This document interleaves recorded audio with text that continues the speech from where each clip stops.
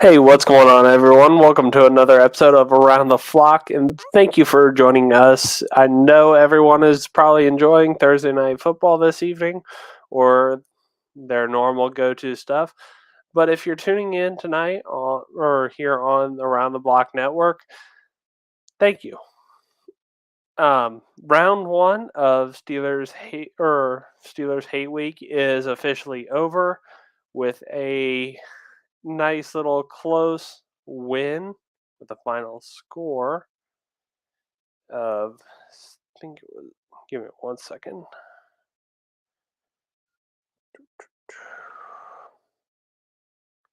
I know I'm having a brain fart. I should be more prepared than this. 16-14. I don't know why I had to do that. But anyways, the original plan was to both have TD and Shayne along with us, but Shayne had some personal stuff that he had to attend to, and unfortunately, TD is sick. Best wishes to him. Hopefully, he gets feeling better. He won't be with us next week either for the Falcons crossover episode with the New Millennium Falcons guys. So, due to him taking a trip back to Indy with his family for the holiday season. Now, hopefully, to have him back for the post Falcons recap and going into the next game against the Steelers. And we'll have Shayne there for that one as well. But let's go ahead and start to recap the Steelers Ravens round one at formerly known as Heinz Field. All week we were, like, this is not what the Ravens Steelers rivalry between both the fan bases. We weren't getting that all throughout the week. But then once game time hits, it was just like, boom, it's there. And it was ugly. We knew it was going to be. But that running attack that J.K. Dobbins and Gus Edwards got going was just downright awesome. It reminded you of the rivalry of old. Now, there were some spots in there where I was just like, wait, they're congratulating each other or giving each other, good games, whatnot. Nah. Someone needs to tell these kids that we don't do this during these weeks. But it is what it is. Overall, I was happy with the turnout, with the win. What I wasn't happy with was the inability of spacing with Greg Roman's offensive schemes. Obviously, Tyler Huntley and Anthony Brown Jr. did their best with what they were given. Now, the passing game still has a lot to work on. Obviously, the running game was fire. It was the best it's been in weeks. The red zone offense, excuse me, late night. Anyways, the Ravens got out on a hot start, starting out with the Justin Tucker field goal because red zone offense issues. Then just a nice J.K. Dobbins touchdown. We love to see it. Then obviously the Pittsburgh answered with a Najee Harris 1-yard run in the first quarter. Second quarter, Justin Tucker field goal. And then fourth quarter, just another Justin Tucker field goal and Pat Freiermuth had caught a 10-yard pass touchdown from Mitch Trubisky. But this win wouldn't have been possible if it weren't for the one and only Calais Campbell, who was voted AFC North AFC Special Teams Player of the Week.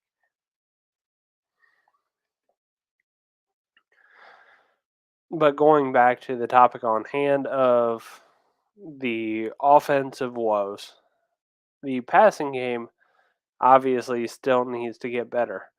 There's been clips going around with, I think he's with NFL right now, or analyst, but Dan Orlovsky was tearing apart the spacing schemes that Greg Roman just is committing hate crimes for. And we don't like seeing this at all because it's just clumping everyone together. It's not giving these guys time to go out and find a way to get the ball. But we have all been calling for Greg Roman's head and Steve Saunders' head for years, and we're still going to do it. But unfortunately, he's still going to be with the team till the end of the season. Without Lamar, it was still a sloppy, ugly win. Tyler Huntley played a fantastic job up until he took that big hit and apparently was flagged by league spotters to go into concussion protocol. There is a good chance that Baltimore goes with 3 quarterbacks Saturday against the Browns, thanks to that big hit that Tyler Huntley took.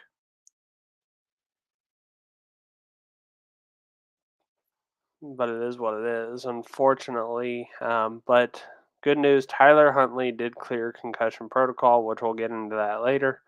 But with this game, Kenny Pickett played a fairly decent game, along with Mitchell Trubisky. Now, on the defense side of the ball for Baltimore, they played a fantastic job outside of that, letting 2 Steeler touchdowns go by.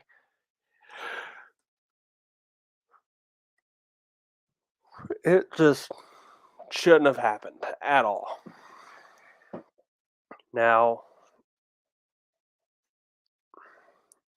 with divisional rival games like this, it's going to happen no matter what. Justin Houston is playing a phenomenal season as well. But let's just go. We're going to make this a short episode due to the fact that I am kind of exhausted.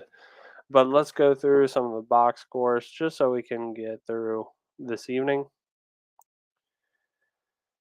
Tyler Huntley was 8 of 12 for 88 yards when it came to passing.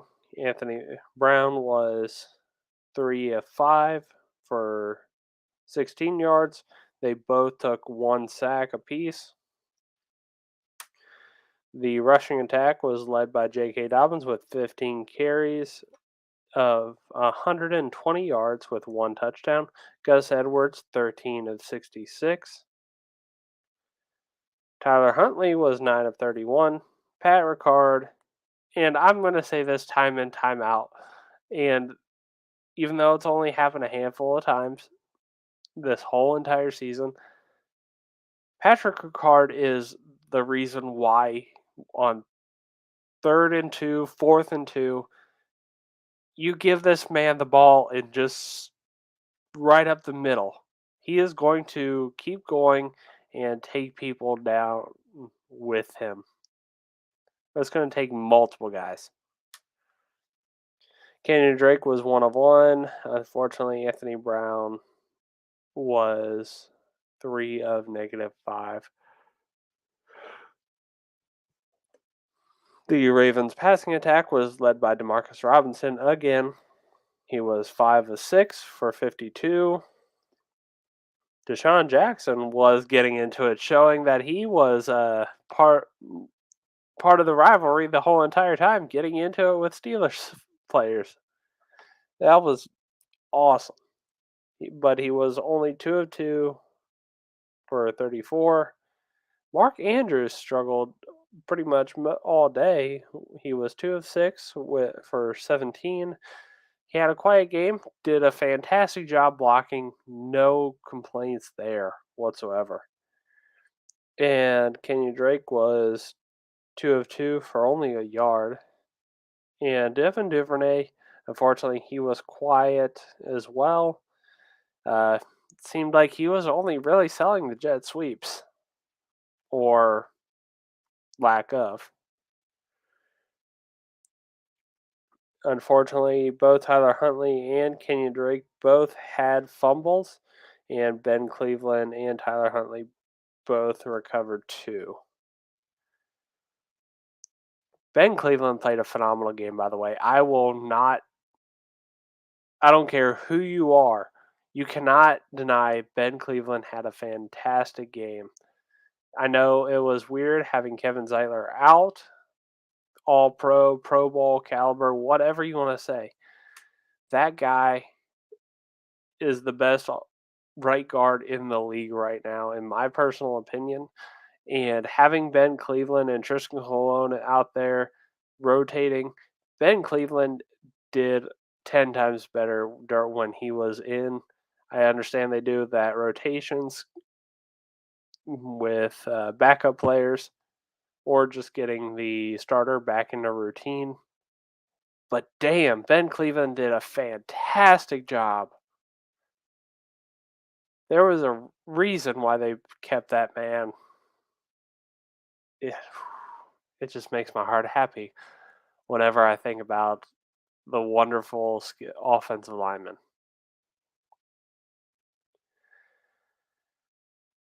But these guys did a fantastic job either way. Tyler Linderbaum is still showing that he is definitely worth the first round pick.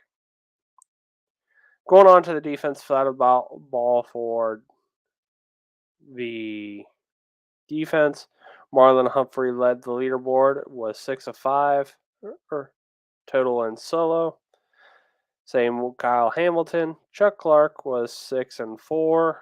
Patrick Queen was 6 of 4. And Roquan Smith was 5 of 3.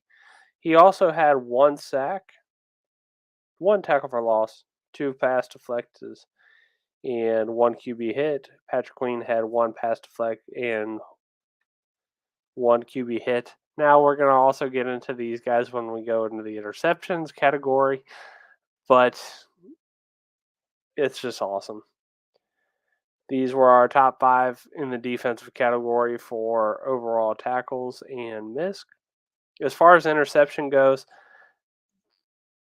it's like these guys were just tight ends or wide receivers how they caught those interceptions. Roquan Smith, Marcus Williams, and Patrick Queen all had fantastic interceptions that basically sealed the game. It's just awesome. These guys definitely deserved all the kudos they did. Also, moving on to the kick returns, Justice Hill seemed to have taken a lot of the snaps on there after some, I guess, discussion with Devin Duvernay. I don't know what's going on there. Devin Duvernay was also a punt returner, dedicated punt returner. Justin Tucker was 3 of 3 with his field goals with 1 extra point. Jordan Stout had 3 punts with a long of 46 and a total of 124 yards. And speaking of punting, what was with that 17-yard punt that the Steelers punter did? What is going on here? But anyways, as far as offensive player of the game, for me, that's going to Ben Cleveland. I know I gave Ben Powers the last player of the game for offense, but this week it's going to Ben Cleveland. I know it was rotations, but I'm happy with how he played. Defensively, it's a tie between Roquan Smith and Patrick Queen. These two guys are born leaders. It's giving me vibes of like for if we're talking about the 2012 run, it'd be like Brandon Indahibio. I can never pronounce his last name right, and Ray Lewis. If we're going back a farther, be Ray Lewis and Bart Scott, and so on and so forth. It's just awesome how these guys are just communicating so well and complementing one another. And let's go ahead and go on to the injury report portion of this. As far as today goes for practice, because we had a full week of practice already, Tyler Huntley cleared concussion protocol, so he is good to go there. Lamar Jackson still out with his knee injury. Morgan Moses was a full participant after 2 days of being limited with a knee injury, but he is still listed as questionable. Listen, Morgan Moses has been more reliable than some of the previous right tackles that we have had outside of Patrick McCarry and Zeus Jr. Before that, there was kind of a interesting situation at that position, but Morgan Moses is still a sigh of relief. Marcus Peters, even though he did not participate all week due to rest days, he is still going to be good to go. Same with Jason Pierre-Paul. Demarcus Robinson did not or was out on Tuesday with an illness, but was back the past 2 days, so he is going to be good to go. Same with Ronnie Stanley, even though today he was not a participant due to rest. Punter Jordan Stout was a full participant after 2 days of limited with a knee injury as well, and Kevin Zeitler is listed as questionable, even though I do believe, obviously, those two will be good to go for this Saturday. And speaking of Saturday, we get the Ravens versus the Browns at 4:30 up there at the Dog Pound in Cleveland. Now, everyone should know my feelings on this. It's going to be a dogfight, literally, just like it always is. I believe that Jacoby Brissett should be the starting quarterback over Deshaun Watson because he has earned it. This is going to be another game where it's going to be a battle of the rushing attacks and how well the defenses can keep up, and do their thing. Season leaders, obviously, Jacoby Brissett and Nick Chubb are leading the pack for the Browns. Cooper is leading the receiving attack. But the matchup predictor has the Baltimore Ravens currently sitting at a 60.6% chance of winning, with the Browns at a 38.9% chance and a 0.5% chance of a tie. On the Browns' side of the injury report, it is currently JOK is listed as or is placed on injured reserve, while David Bell is questionable. And as far as the bets and pick center, we're looking at a +3 for Baltimore, -3 for the Browns. Money line is +140 for Ravens, -165 for the Browns, and the over/under is 38. I would still go with the over/under if I was a betting man for this game because it is probably just about that.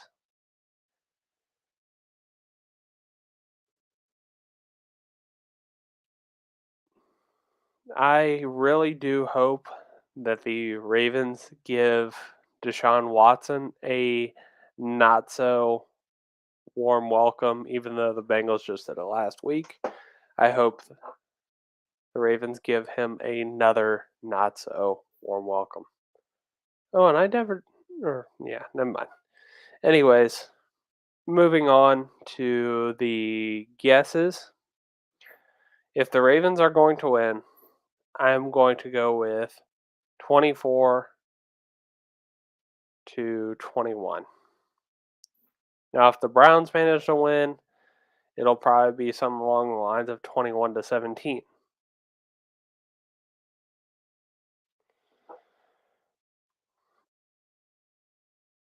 It's going to be fun.